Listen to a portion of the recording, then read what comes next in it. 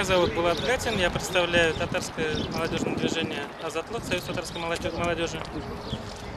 Мы являемся национальным движением татарского молодежного движения.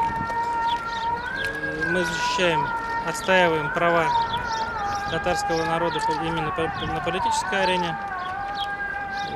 К сожалению, в настоящий момент мы являемся оппозицией.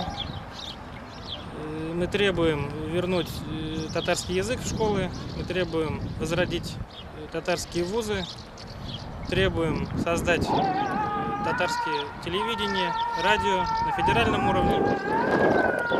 Одно из наших требований – это придание статуса татарского языка второго государственного в Российской Федерации. Постоянно мы выходим с митингами, с пикетами на улицах Казани, на улицах Набережных Челнов, на улицах Октябрьской и Уфы. Мы сотрудничаем со всеми региональными организациями в нашем регионе. Также мы являемся членом Международной организации тюркской молодежи, одними из учредителей этой организации.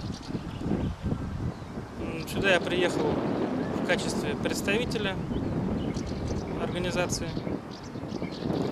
для координации движений и будущей интеграции более молодых кадров в эту организацию.